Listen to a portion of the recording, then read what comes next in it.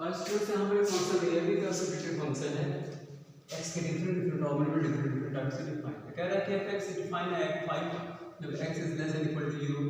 कह रहा है कि एफ एक्स की value A X plus B होगी जब X is greater than 2 and less than 10 होगा, और एफ एक्स 21 होगा जब F X greater than equal to 10 होगा।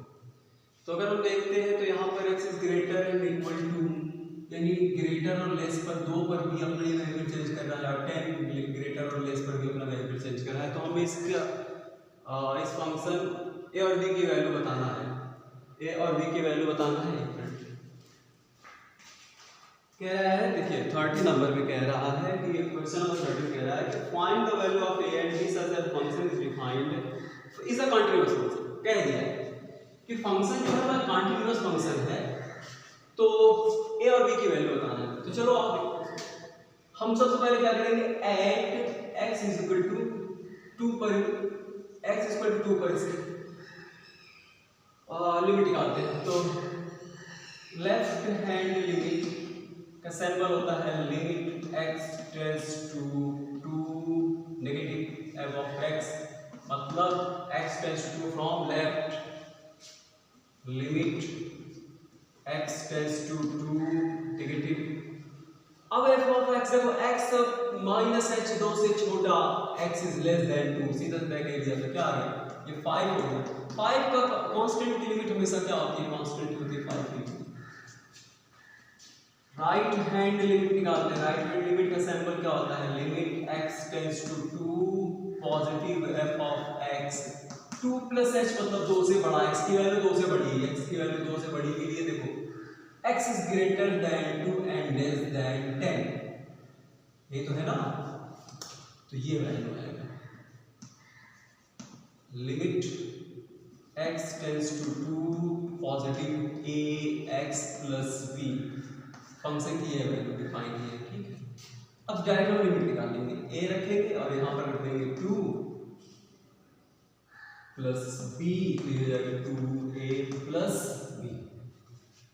क्लियर यहां तक।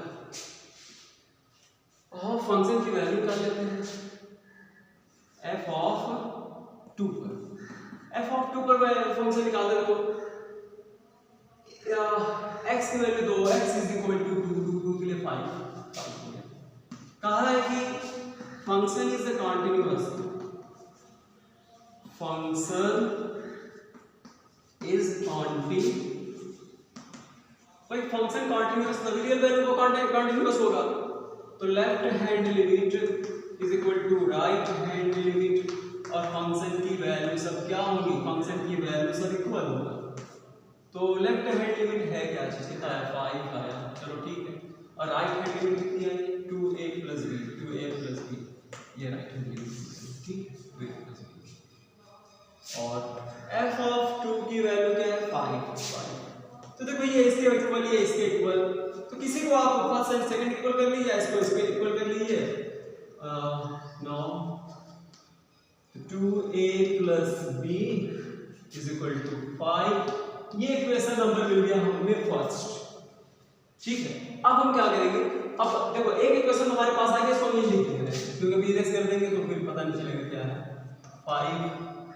ये एक इक्वेशन तो हमारा ये आ चुका है, ठीक है, ये इक्वेशन एक हमने निकाल लिया।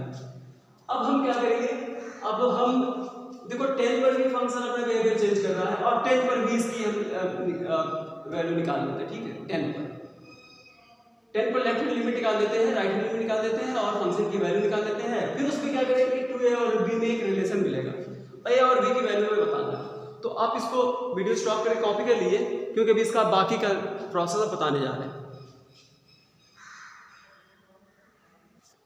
हाँ, अब इसका नेक्स्ट पार्ट देखते हैं, at X is equal to, at X is equal to किस पे, 10 पे निकालेंगे 10। तो left hand limit X tends to 10 negative, मतलब X tends to 10 from left,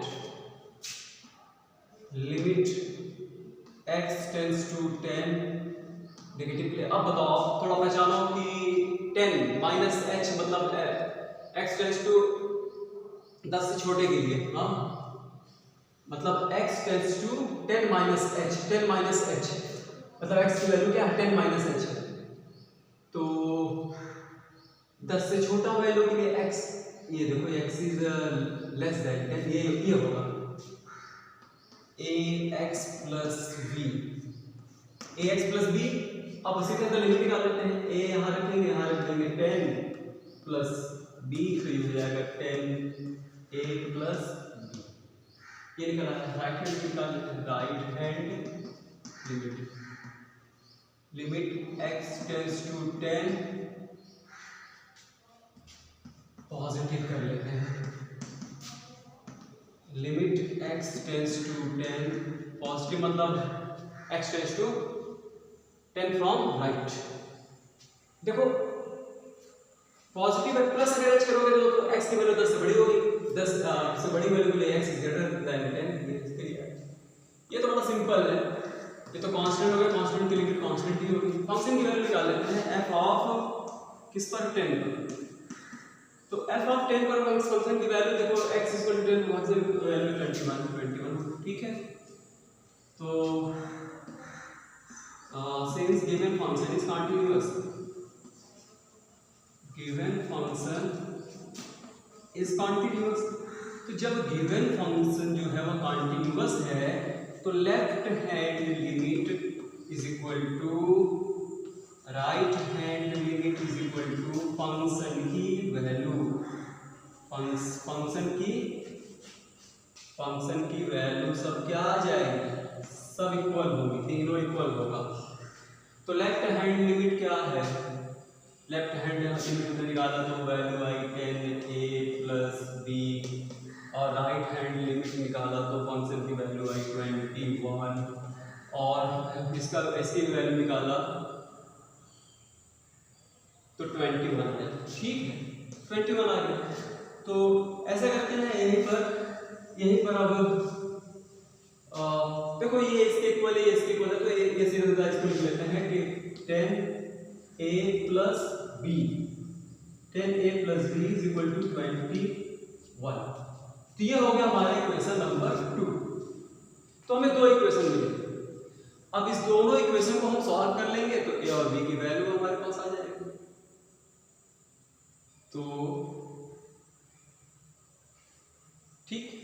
तो ठीक है, यहाँ तक आप इस वीडियो स्टॉप पे कॉपी के लिए, फिर थोड़ा सा बाकी है कुछ आप बताते हैं तो फिर इसको।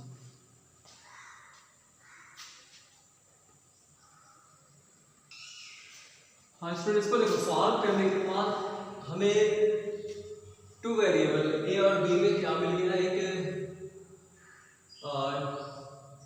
इक्वेशन मिलेगा, 2 इक्वेशन मिले हैं, इसे हमें सॉल्व करना है। तो एलिमिनेशन मेथड से आप सॉल्व कर लीजिए, सब्ट्रैक्ट कर लीजिए, सब्ट्रैक्टिंग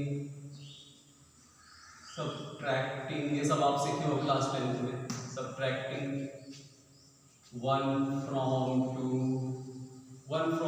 से सब्ट्रैक्ट करते हैं, क्या होगा 10a plus b is equal to 21, ये हो गया 2a plus b is equal to 5, subtract करेंगे तो माइनस माइनस माइनस से कट गया, तो ये तो हो जाएगा 8a, हो जाएगा 16, तो a इज इक्वल टू हो जाएगा 2 आ जाएगा, a की value, putting the value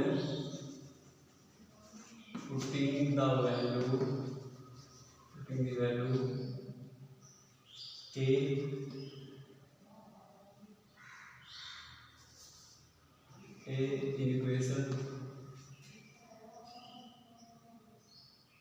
putting the value of a in equation, किसी दिन में रख देते हैं, किसी में रख देते हैं 2 में रख देते हैं या फर्स्ट में रख देते हैं। Equation first, putting the value of a, equation first में क्या है, a की वैल्यू क्या है 2 into 2 plus b is equal to 5, तो हो गया 4 plus b is equal to 5, तो ये तो हो जाएगा b इज इक्वल टू 1। तो a की वैल्यू, a कितना है, a निकल आया 2 और b निकल आया 1, यही है a और b की वैल्यू होगी। तो आप कॉपी कर लीजिए, इसको समझ लीजिए। तो लगभग हमने आपका खत्म ही कर दिया है, थोड़ा सा बचा है और बहुत जल्दी उसको खत्म कर देंगे। अगर मॉडुलस फंक्शन पे है तो 3 सवाल बचे हुए हैं, 2-3 प्रॉब्लम उसको करा दें। अगर आप हमारी वीडियो देख रहे हो, अगर आपको हमारी वीडियो अच्छी लगती है, अगर आगे आप हमसे पढ़ना चाहते हो तो हमारे चैनल को सब्सक्राइब कर लीजिए, थोड़ा सा मेरा मन लगे तो सब्सक्राइब कीजिए और क्या कहते हैं अपने फ्रेंड को शेयर कर दीजिए ताकि वो भी देखें। और आपको हम यहाँ इंटरमीडिएट की क्या कहते हैं क्लास 12 की पूरी मैथ पढ़ाएंगे, पूरा मैथ पढ़ाएंगे, कुछ नहीं छूटेगा। तो अभी तो हमने स्टार्ट किया हुआ है, अभी मेरा 1 महीना हो रहा है यूट्यूब पर आए हुए, यूट्यूब पर वीडियो बनाते हैं। इससे पहले मैं कोई वीडियो बनाता ही नहीं था, तो लॉकडाउन हो गया तो कॉलेज में बच्चों को पढ़ा रहा था, जहाँ से पढ़ाया था और यूनिवर्स में हमने वहीं से स्टार्ट कर दिया था। तो ठीक है, अब आपको डिफरेंशिएबिलिटी और कंपोजिट फंक्शन यानी derivative of function of a function ये बताएंगे।